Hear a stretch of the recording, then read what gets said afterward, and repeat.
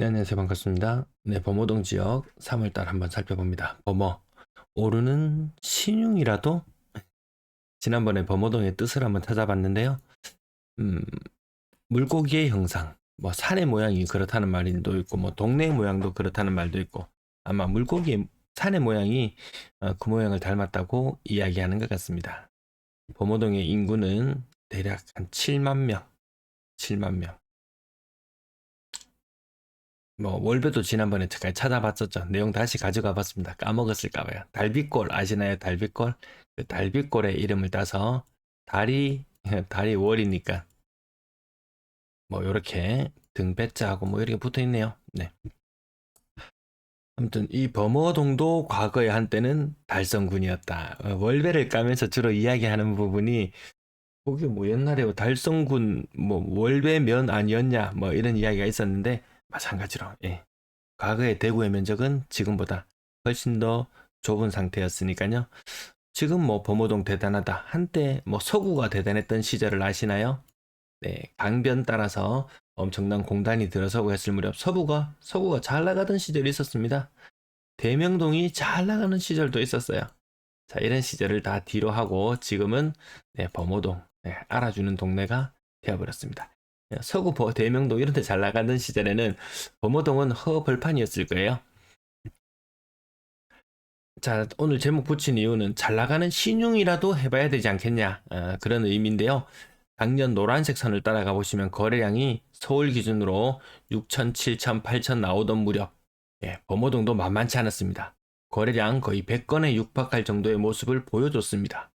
자, 올해 5천 건, 8천 건, 지금 2월달, 3월달 거래량이 5천 건, 8천 건이 나오는데요. 범어동은 반응이 없습니다.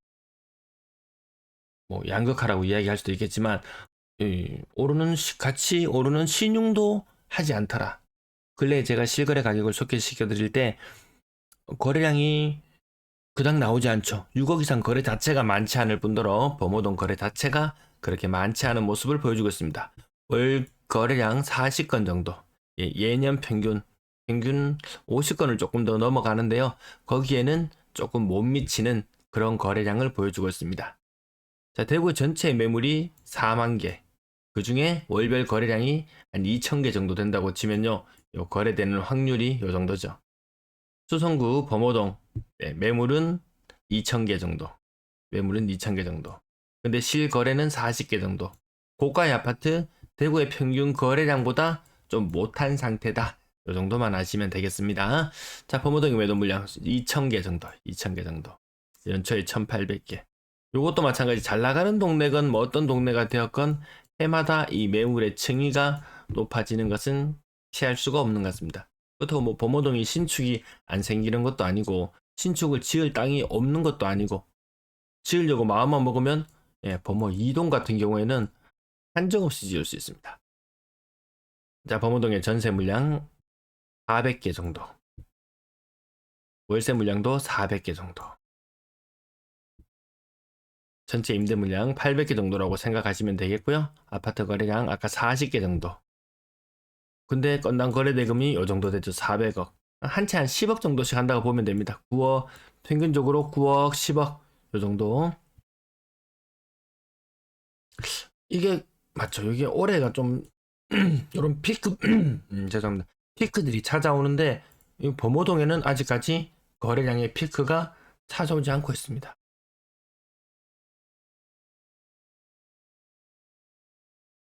아파트 전세 거래량은 100건 정도. 100건 100건 조금 넘어가기도 하고 그 정도 상태인데요. 매물이 400개 정도의 매물이 거래량이 100건 정도라고 잡으면 뭐 한 3.5배수 정도 요 정도 매물이 있는 것 같습니다.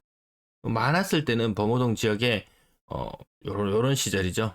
평균 거래되는 거에 한 7배 정도 되는 매물이 있었거든요. 매물이 많이 줄어들긴 줄어들었네요. 자, 전세 보증금도 요 정도 400억. 매매나 전세나 한 400억 정도 돈이 매달 움직이고 있는 상태라고 보시면 되겠습니다. 평균 전세 가격, 평균 매매 가격이 아까 뭐 9억 요 정도 상태였는데요. 자, 평균 전세 가격은 그 절반에 조금 못 미치는 그런 상태. 전세가율로 환산해 보면 평균적으로 한 45% 네, 10억짜리 물건이다. 그러면 전세가액 4.5억 정도.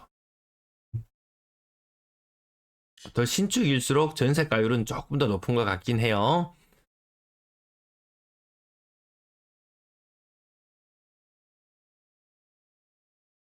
네, 월세 거래량도 한 60건, 70건. 매물 아까 400개 정도라고 했으니까 뭐 매물이 딱히 부족한 느낌은 아니에요.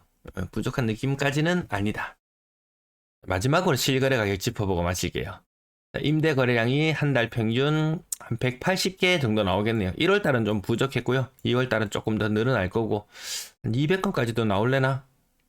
매물 개수 대략 한 800개, 200개, 한 4배수 정도 됩니다. 많이 줄어들었습니다. 과거에 한 7배씩. 작년 이맘때 이럴 때까지만 한 7배씩 갈 때 있었습니다. 그래서 임대 물량이 줄어들면서 가격이 폭등할 것이다. 전세가율이 받쳐주질 않네요. 과거에 범호동 지역 폭등하던 시절에 이 전세가율, 범호동도 한 70% 넘어가지 않았던가요? 네, 전세가율 다시 한번 찾아볼게요. 평균 전세가율 봤을 때 이 시절이네요. 네, 20년, 21년 이렇게 무섭게 치고 나가던 시절에는 한창 때는 전세가율 80%, 낮으면 60%, 평균적으로 전세가율 한 70% 정도 형성되었을 때 그나마 좀 이렇게 많은 투자 수요나 이런 것들이 접근할 수 있었겠지만 지금은 전세가율이 너무 많이 떨어져 있다는 부분이 조금 아쉽긴 하네요. 실거래 가격 짚어봅시다. 두산 이브드 데니스 3월달 실거래 가격 고점 대비 90% 정도 가격을 유지하고 있고요. W의 가격은 14억 6,500, 12억 7천. 전세가가 한 6억 정도이기 때문에 매매가는 6억에서 6억 5천, 12억 13억 그 사이 정도라고 W 가격을 보시면 되겠고요. 빌리브 보면 한때는 되게 탑일 때가 있었습니다. 탑일 때가 있었어요. 12억 4천까지 갔던 것이 지금은 12억 4천, 고점 대비 20% 정도 하락률.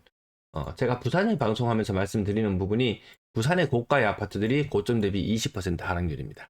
고고가 좀 일맥상통하는 그런 분위기를 보여주네요. 범호동만 짚어봅니다. 만천동, 수성동 보지 않습니다. 범호 쌍용예가 48평이 10억 5천.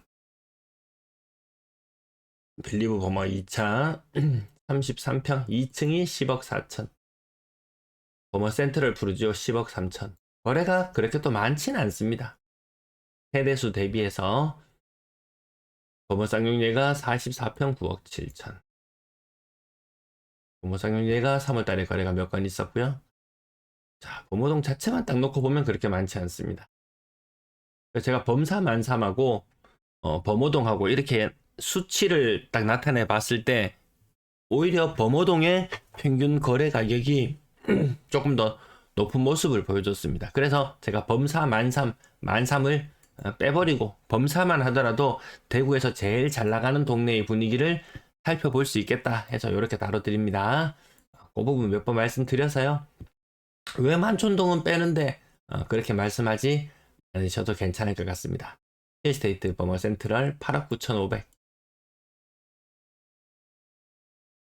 거의 10억에 근접하는 평균 가격이 조금 높았던 것은 국평뿐만 아니고 대형 평형까지 포함되어 있어서 조금 더 높게 그렇게 비춰지는 모습도 있습니다. 1편에서랑 범호동, 범사만삼으로 할 때는 얘들이 빠졌지만 범호동 할 때는 같이 묶여 들어갑니다. 실거래 가격 근래 조금 올랐습니다. 그나마 인기 있는 지역 맞습니다.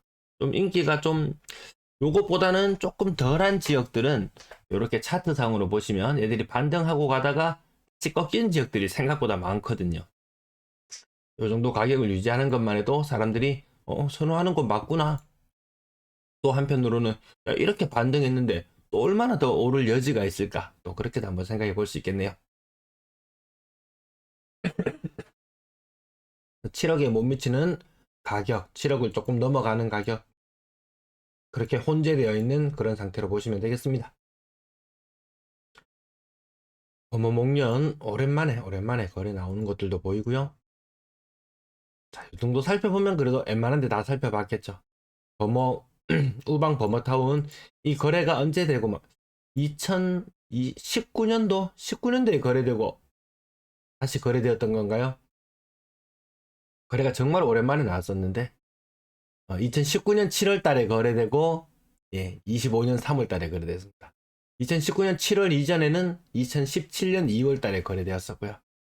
이거 뭐 가격 참 이 맛에 하지 않았나 싶을 정도였는데 과거와는 좀 다릅니다. 느낌이. 2억짜리가 6억까지 갈 수 있었지만 이 6억짜리가 18억을 갈 수 있을까? 힘들어 보이죠. 그럼에도 불구하고 이 성공파리들 과거에 내가 이렇게 해서 재미 봤으니까 니도 이렇게 한번 해봐라. 그 분위기가 많이 다르게 느껴지지 않습니까? 자, 실거래 가격 여기까지 정도 짚어보고 오늘 내용 여기까지 마칠게요. 준비한 내용 오늘도 시청해주셔서 대단히 감사합니다.